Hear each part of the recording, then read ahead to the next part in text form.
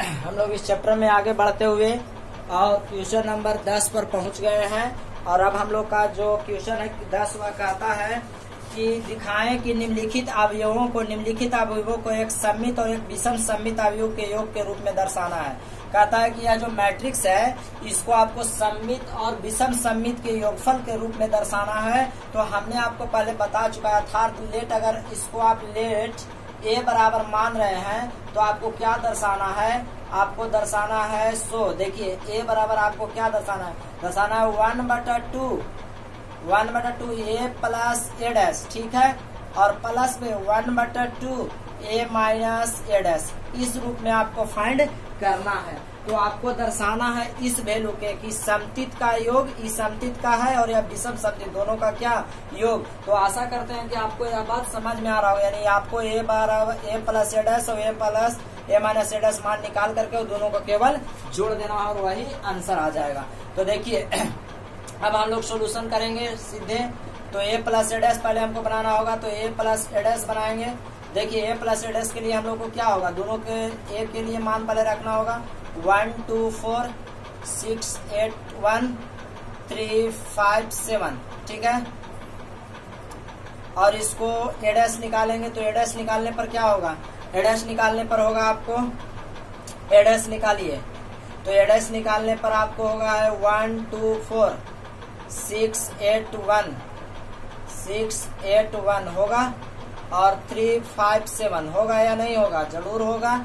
और इसको हम लोग अब जोड़ देंगे तो क्या होगा, देखिए होगा आपको 2 6 2 8 और 4 3 7, इसको जोड़िएगा तो 6 2 8 8 8 16 और 5 1 6 और 3 और 4 जोड़िएगा तो क्या होगा, देखिए यहाँ जोड़ेंगे तो 3 और 4 7 होगा और यहाँ पर हम लोग के 5 1 6 होगा और 7 और 7 14 होगा। इस तरह से यह मान आ जाएगा। अब हमको ए प्लस ए डैश के रूप में फाइंड करना होता है, तो ए प्लस ए डैश के रूप में हम लोग को फाइंड करना होता है। तो इसको में हम लोग इसलिए निकाल दे रहे हैं क्या, इसलिए ए प्लस ए डैश, ध्यान से देखिए 1/2 ए प्लस ए डैश इतना बराबर निकालेंगे तो 1/2 से सभी में क्या हो जाएगा, गुना हो जाएगा। तो मैं इसको ऊपर निकाल के लिख रहा हूँ, इसलिए 1/2 ए प्लस ए डैश का मान आप निकालना चाहेंगे तो इन सब में 1/2 से क्या होगा, गुना। तो 1/2 से पहला में गुना करिएगा तो कट के क्या आएगा, आपको 1 आएगा, इसको में कट के आएगा 4, इसमें आएगा आपको 7/2, इसको में करिएगा तो 4 होगा, 8 होगा, 3 होगा, यहाँ करिएगा तो 7/2 होगा, यहाँ 3 होगा और यहाँ आपको 7 होगा। इस तरह से आपको 1/2 ए प्लस ए डैश यह समतित का योग आ गया।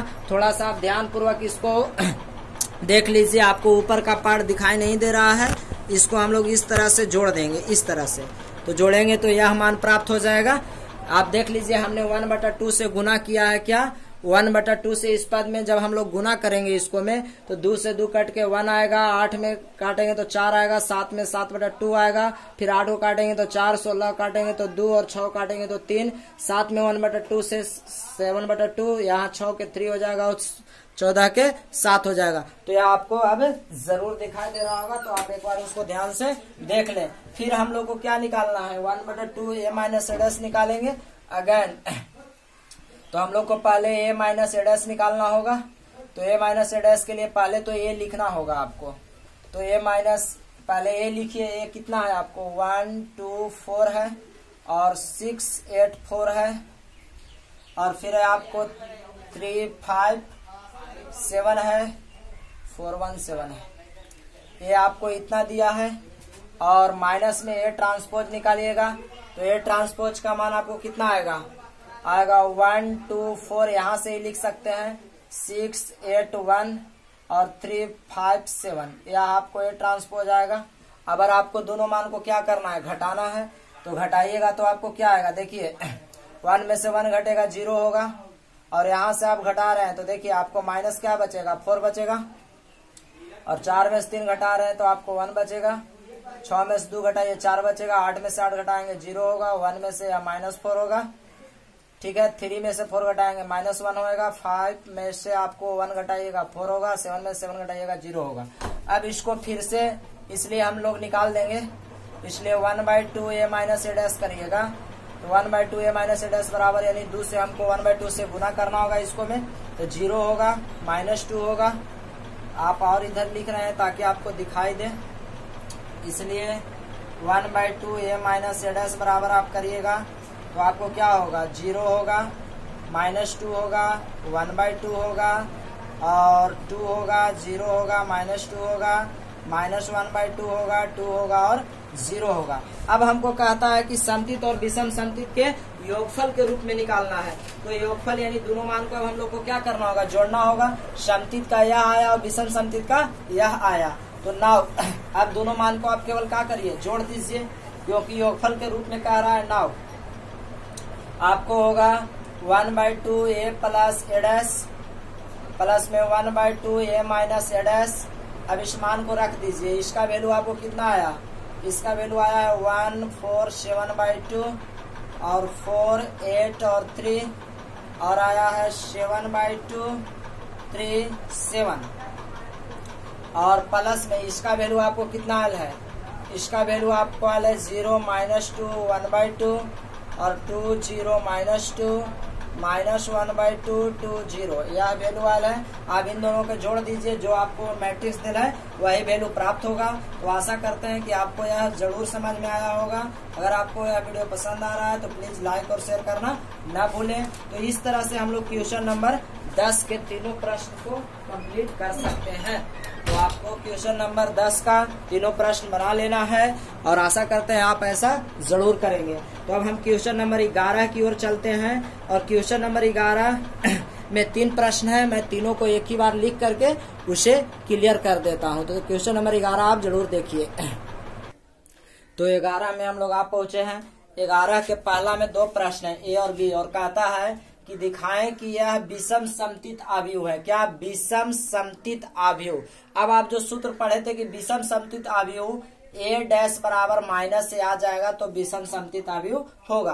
तो हम लोग पहले इसको लेट ए बराबर मान ले रहे हैं, लेट ए बराबर, ठीक है। ए बराबर है आपको यह दिया है क्या, 0 EF -E 0 G और -F -G और 0। अब हमको इसका ट्रांसपोज चाहिए, इसलिए ये ट्रांसपोज करेंगे तो क्या होगा, ध्यान दीजिए, 0 EF होगा और यहां से करेंगे तो -E होगा, 0 होगा, G होगा और -F होगा, -G होगा और 0 होगा। और विषम समतित तब होगा जब इसको हम माइनस दिखाएं। तो अगर हम इसको माइनस कॉमन ले लें, तो माइनस अगर कॉमन ले लें तो देखिए, इसलिए आपको ए डैश बराबर हम क्या करें, इसको में माइनस कॉमन ले रहे हैं, तो माइनस कॉमन लेंगे तो यह क्या होगा, यह 0 होगा और यह प्लस में ही हो जाएगा। देखिए माइनस माइनस प्लस होगा इसको, फिर यहाँ भी एफ हो जाएगा प्लस में, यहाँ माइनस में ही हो जाएगा, 0 हो जाएगा और यह जी प्लस में हो जाएगा, यहाँ माइनस एफ हो जाएगा, माइनस जी हो जाएगा और यह 0 हो जाएगा। आप गौर से देखिए ए डैश और इसका वैल्यू आप गौर से देख लीजिए एक बार, इसका वैल्यू यहाँ माइनस बचा है, इसका वैल्यू आप देखिए प्रश्न है तो इसका क्या होगा ए, इसलिए आपको क्या हो गया, ए डैश बराबर माइनस ए। तो यह प्रूव्ड हो रहा है कि सिमेट्रिक है कि स्क्यू सिमेट्रिक, तो स्क्यू सिमेट्रिक है, लिख लीजिए। Hence A is A skew symmetric. Skew मतलब विषम समतित, स्क्यू सिमेट्रिक है। तो आशा करते हैं आपको 10 के पहला 11 के पहला और 11 के दूसरा जरूर बनाने आएगा। 11 के दूसरा तो और 1 पर दिया, आप जरूर उसको बना लीजिए। और 11 के दूसरा दिखाएं कि यह एक समतित सिमेट्रिक है, तो केवल आप ट्रांसपोज निकालिए, ट्रांसपोज निकालिएगा तो वही मान प्राप्त हो जाएगा, इसलिए यह 11 के दूसरा भी कंप्लीट हो जाएगा। तो 11 के दूसरा एक बार देख लीजिए, आपको कहता है दिखाइए कि यह समतित है। तो हम 11 के दूसरा प्रश्न को लेट मान लिए, ए बराबर अगर मान लिया 1 -1 5, आपको दिया -1 2 1 और 5 है, 1 है, 3 है। अब कहता है कि सिमेट्रिक दिखाना है, तो सिमेट्रिक केवल सिमेट्रिक क्या होता है कि ए ट्रांसपोज बराबर ए आ जाए तो सिमेट्रिक हो जाएगा। तो आपको ए बराबर इतना दिया है, ए बराबर इतना, इसलिए ए ट्रांसपोज अगर हम लोग निकालेंगे तो गौर से देखिएगा, इसको रो के कॉलम बना दीजिए, 1 -1 5 और यहाँ होगा -1 2 1 और 5 1 3। आप गौर से देखिए आपने जरूर ट्रांसपोज बनाया, लेकिन आपको यह ट्रांसपोज है, परंतु यह उतना ही मान है जितना कि यह मैट्रिक्स है, इसलिए ए डैश बराबर ए। तो ये सिमेट्रिक है कि स्क्यू सिमेट्रिक? तो यह सिमेट्रिक है। क्या है? सिमेट्रिक। आशा करते हैं आपको यह जरूर समझ में आया होगा। तो यह सिमेट्रिक है। इस तरह से क्वेश्चन नंबर 11 में हम लोग को 11 के पहला और 11 के दूसरा दोनों कंप्लीट हो जाता है। अब हम लोग क्वेश्चन नंबर 12 पर चलेंगे। आपको वीडियो पसंद आया तो प्लीज लाइक और शेयर जरूर करें। अभी आप चैनल को सब्सक्राइब न किए तो सामने दिए लाल बटन पर क्लिक करके आप चैनल को सब्सक्राइब कर ले और घंटी को जरूर दबा ले। तो हम लोग क्वेश्चन नंबर 12 चलते हैं और इस चैप्टर को खत्म करते हैं। हम लोग क्वेश्चन नंबर 12 पर पहुंचते हैं। क्वेश्चन नंबर 12 कहता है कि ए बराबर इतना दिया है तो फाइंड एक्स वाई जेड यदि ए डैश ए बराबर आई दिया है, ए डैश ए बराबर आई, तो पहले हमको ए डैश इंटू ए बनाना होगा। तो सोल्यूशन करेंगे तो ए डैश इंटू ए बराबर, तो ए डैश का मान निकालेंगे तो ए डैश यहाँ से निकालिए, ए डैश निकालिएगा तो इस रो को हम लोग कॉलम बनाएंगे तो 0 2i z और x y माइनस जेड और x minus y Z.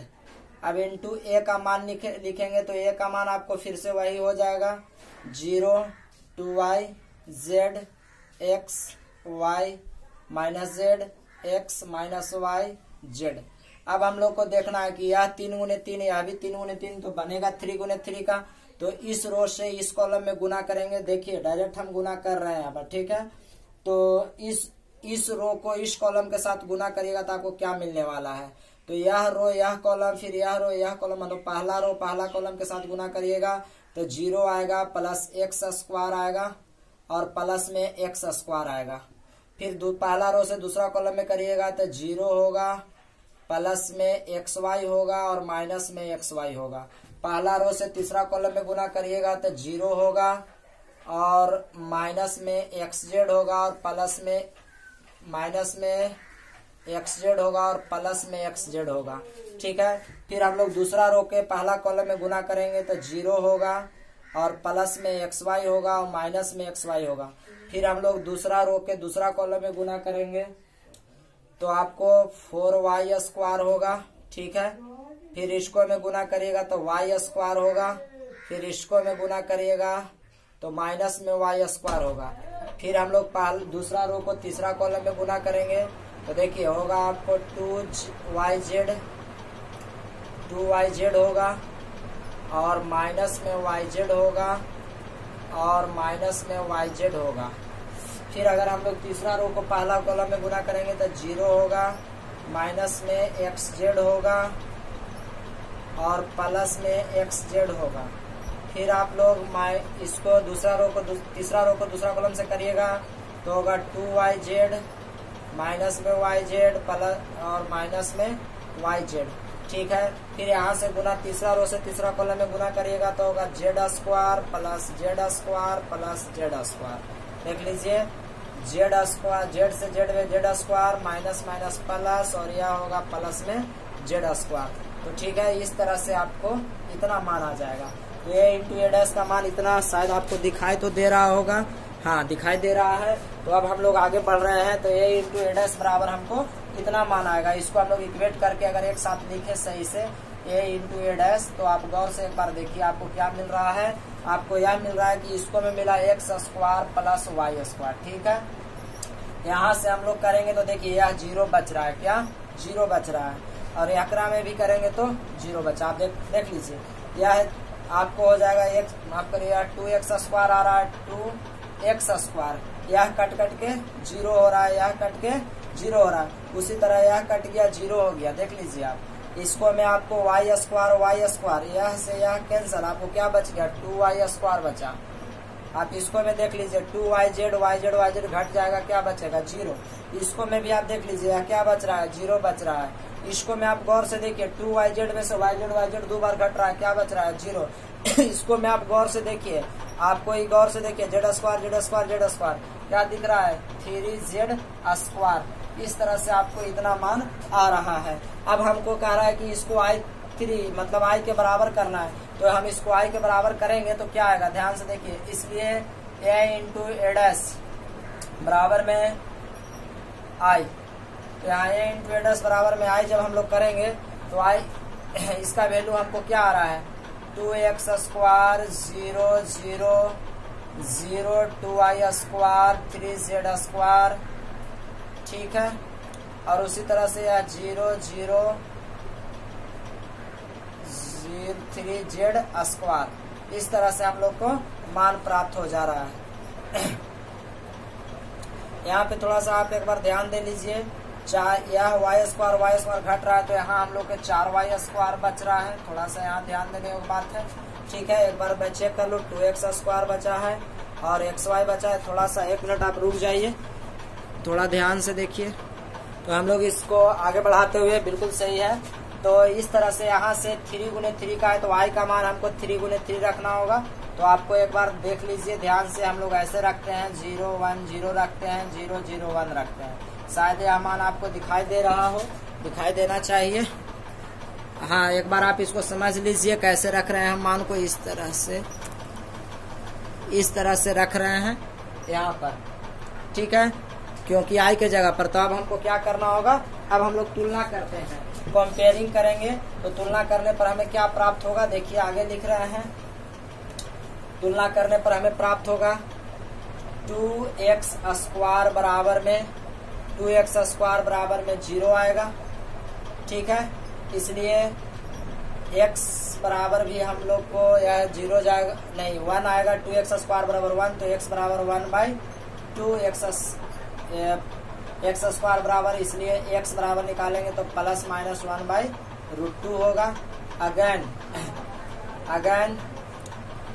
Comparison, यहाँ पे कंपैरिजन कर रहे हैं, कंपैरिजन तुलना करने पर यहाँ अगेन होगा 4y स्क्वायर बराबर 1, तो y स्क्वायर बराबर 1/4, इसलिए y बराबर निकालेंगे तो प्लस माइनस 1/2।